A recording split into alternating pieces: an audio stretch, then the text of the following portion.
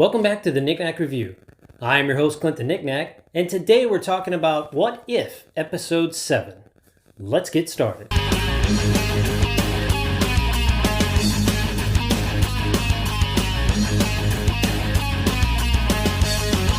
Now, in this episode, it ponders the question, what if Odin actually did not take Loki as his own son, but returned him to his own people? Without Loki to challenge Thor and to really balance him out, we see this arrogant prince that didn't get his experience on Earth and really learn the value of being worthy. And he just has his hammer. He's already worthy of it. He doesn't have to prove himself. He just gets it as a gift, and that's it. He doesn't go through anything to change him into the Thor that we know and love. Now, I will say this episode, amongst all of them, at least so far, is the most Disney-fied of them all. And what I mean by that is it has the most comedy, and the way Thor is actually acting, it kind of reminds me, I don't know why, but it reminds me a little bit of Frozen. You know, that kind of animation, not exactly Pixar, but the computer animation of Frozen and those type of animated films, mainly with the way they move, the way they act. But it really actually matched Thor in this episode because it made him, with the way he was acting, it was just very cartoonish. He actually had me laughing out loud a few times because, I mean, the comedy stuck, and Chris Hemsworth plays a fantastic Thor, which he reprises his role in this episode. So it really actually matched. If it wasn't Chris Hemsworth, I don't think it would have really had been sold as much, because you hear his voice, so it's like, oh yeah, you know it's Thor. You've seen him in Ragnarok, you've seen him in him as Thor before, just being funny naturally.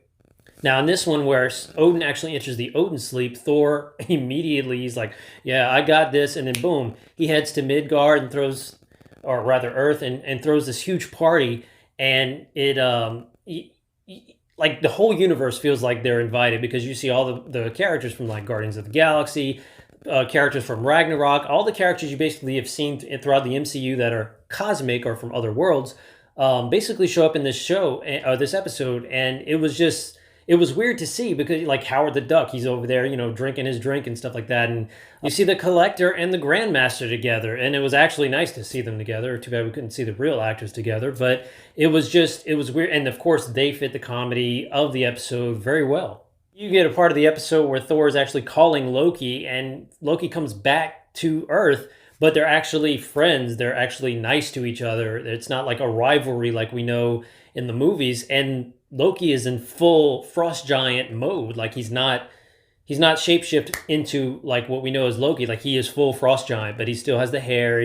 Tom Hiddleston does the voice. So, I mean, he's very familiar, but at the same time, he looks really different. So that was a nice way to bring a different take on Loki without just having a repeat of what we always know. Now, one scene I really like is when Thor is kind of like getting a little too much of the party. Captain Marvel is called in because he's considered a threat, and she tries to like really stop him from doing what he's doing. And Thor proves that he is still a god. He is still a force to be reckoned with. And they have this huge fight that spans through a bunch of continents, and it's actually really good. I would have loved to have seen this fight in live action because it was that good of a fight. And it kind of showed how powerful Miss Captain Marvel was, but it also showed how powerful Thor was. Because, I mean, you've seen what she could do, you've seen what he can do, so they really complemented each other the whole time. Eventually, Frigga is called by Jane Foster, and she manages to stop Thor from before he does anything really stupid. Now, this episode actually ends with a cliffhanger that is actually addressed in the next episode. I think I will say it was nice to not only hear Chris Hemsworth reprise his role, but Natalie Portman as Jane Foster. That was actually nice. I did not expect to hear her actually come back for this show. Now, I often credit the show with some great animation, like I did in the previous episode. However, I will say this one in particular, while it did work with some of the cartoonish elements when Thor was just being himself, the fight, it got better, but it was still very cartoonish. And this one, it felt much more like Frozen. Not as much Pixar, but definitely like Frozen. So I will say, while it wasn't completely like that the whole time, this one definitely did bring that Disney animation more. And it can be seen as a negative and a positive, considering it's a Disney property. However, if you're not wanting to see that in a Marvel show, you will not like that. So keep that in mind.